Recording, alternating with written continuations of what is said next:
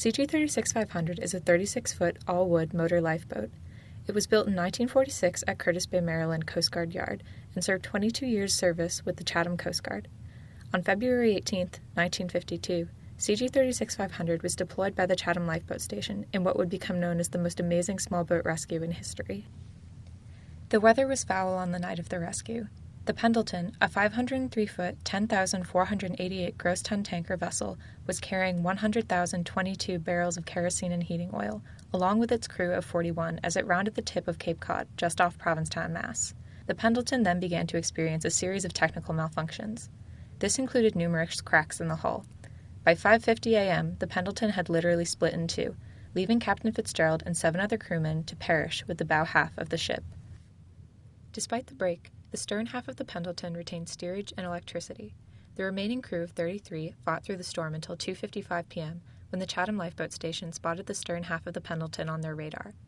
Chatham Lifeboat Station officer in charge, Bosun Clough, then ordered the dispatch of CG-36-500 in pursuit of the surviving Pendleton crew. BM-1 coxswain Bernard Weber captained CG-36-500 with a volunteer crew of 3, engineman Andrew Fitzgerald, seaman Richard Livesey, and seaman Irving Mask. Weber and his crew would have to pilot CG-36-500 over the dangerous Chatham Bar in 60-foot seas, headlong into blinding wind and snow. Assuming that they did not first wreck on the bar, the crew of CG-36-500 would then have to safely board the Pendleton crew without getting crushed under the tanker's stark enormity.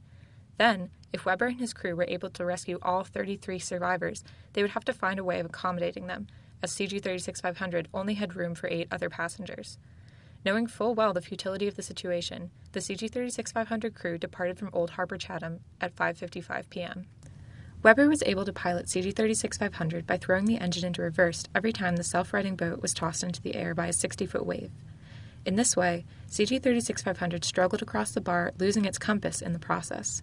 Several times, the intense rocking caused CG-36-500's engine to lose its prime and die out.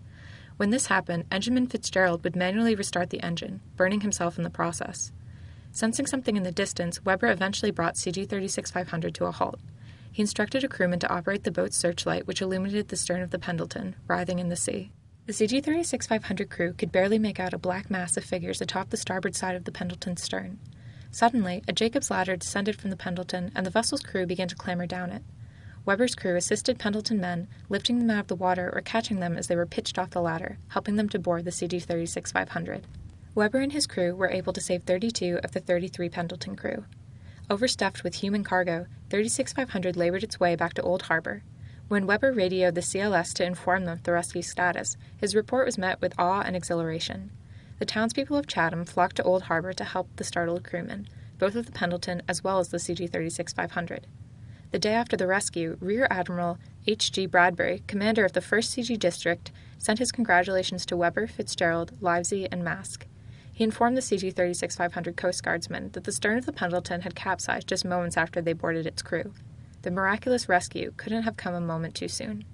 Weber and his crew were all awarded the Treasury Department's Gold Life-Saving Medal for their actions during the Pendleton rescue.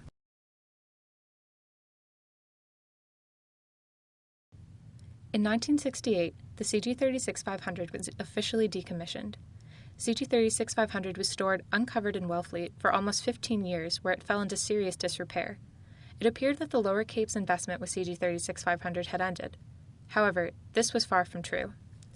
In 1981, the Orleans Historical Society acquired CG-36-500 and pushed for its preservation.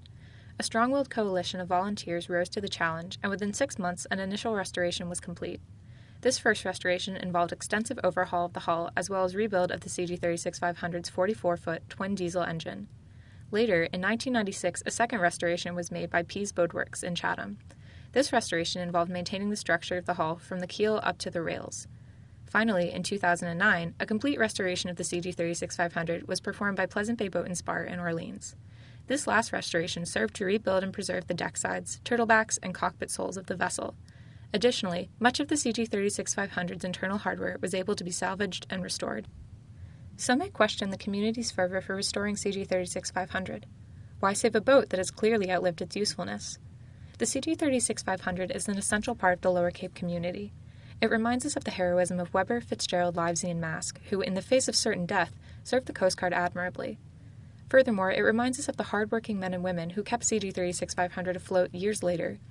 The Lower Cape community, through their own volition, turned sweat, time, and money into something memorable. Today, CG-36500 is one of only a handful of vessels to be listed on the Registrar of Historic Places. Indeed, it is as the Orleans Historical Society so rightly puts it, CG-36500 is nothing short of a floating museum.